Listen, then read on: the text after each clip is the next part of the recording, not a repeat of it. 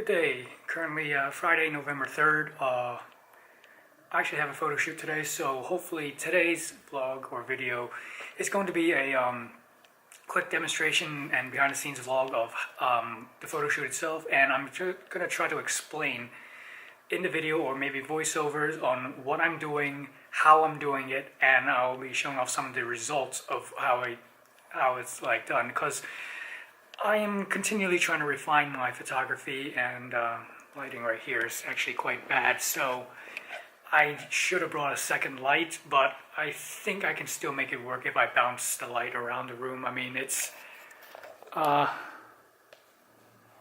okay. So yeah, today it's mostly a test on new techniques I'm trying to try out, and it's actually going to be the first shoot of mine with this really awesome Sigma 50mm lens. So shoot's gonna be at 4 to 7.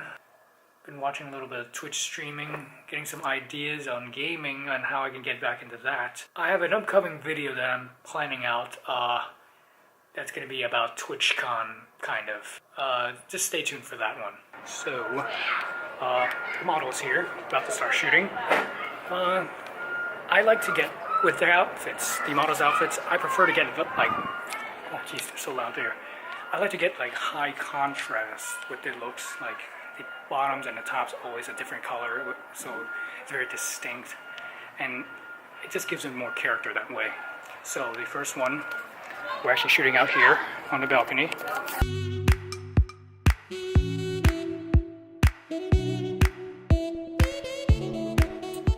For the first few shots, we started off with something simple. I wanted to get some outdoor shots because the natural lighting outside on a cloudy day with the room that's facing northwards is actually going to get you the best possible lighting without harsh shadows or really intense light. Also, you got to be continually changing your camera angles because you don't want the same shot over and over again. It'll get boring, so you have to keep changing things up, keep moving around, keep moving your feet to zoom. And if you have a prime lens, which I'm using on this particular shoot, it's imperative that you get your distance right and your cropping right by moving your feet. Don't just try to stay in one spot, because that will just provide the same old shot over and over again.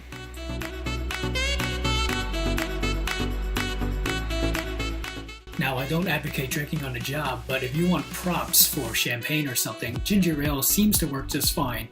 And when people see something like this in the picture, they can get all sorts of emotions, and it kind of tells a story. So make of it what you will.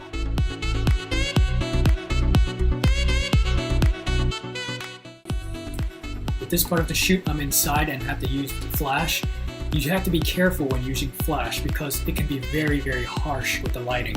So what I do is I bounce the light around the room to fill up all the shadows.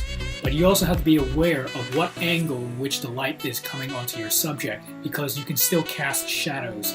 So as long as you get all your angles right and you fill up all the shadows and use whatever ambient light coming from doors or windows, you can still get a pretty decent shot.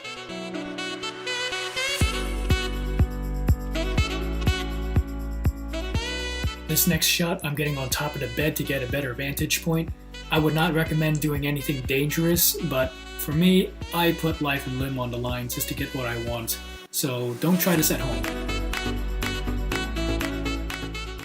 Here's me trying to get another high-angled shot. I'm crawling onto the corner of the bed once again, which is, again, very dangerous. If you have chairs or ladders, those are very helpful and highly recommended. Otherwise, you are putting yourself at risk for injury. The only reason I'd even consider doing something like this is because I kind of have some stuff to grab onto, but sometimes they might not be stable. An important rule when working with models, particularly models that are nude or half naked or whatever level of dress, you never ever touch them. In fact, throughout the entire shoot, the only time I made physical contact was a handshake at the end of the shoot, and that was it. So throughout the entire shoot, no physical contact at all. If you feel like you need to make some sort of physical contact to help with the posing during the shoot, you have to ask for permission first. and only after they agree.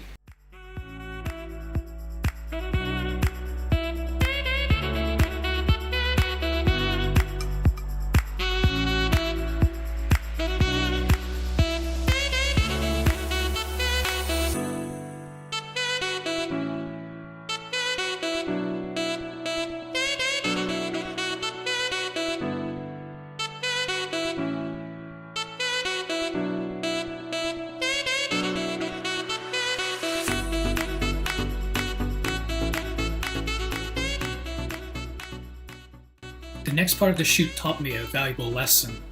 I always carry several batteries for my camera because I had it die on me before. So I thought that, I had extra batteries for my camera, it's all good. But the thing is, the camera's not the only thing that needs batteries. If you have an external flash, that also needs batteries. And I didn't have the correct batteries on hand for replacement.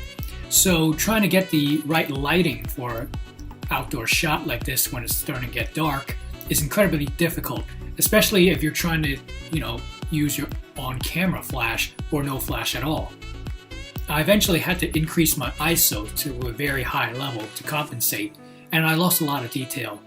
Unfortunately, that's just the way it is, so I had to do a lot of post-production on my photos just to get something out of it. The video might look okay, but my camera that's recording the video behind the scenes, it's actually set on automatic ISO, and video and photos are two completely different things. So to ensure you get the best quality, make sure you get batteries for all your gear. This last part of the shoot here actually gave me a big lesson in post. The lights around the room, they were a very warm color temperature. I tried to add the lighting on to a much cooler temperature, and that started to cause some problems. So trying to get the right light balance, it's unbelievably difficult. So I tried to bounce the camera light around the room as much as possible and then correct it by reducing the warm color temperature light in post. The colors are not as perfect as if I had, uniform color temperature from all light sources, but it's a huge lesson. For those who wish to practice on color grading, I would say doing it wrong like I did is definitely a way of getting started.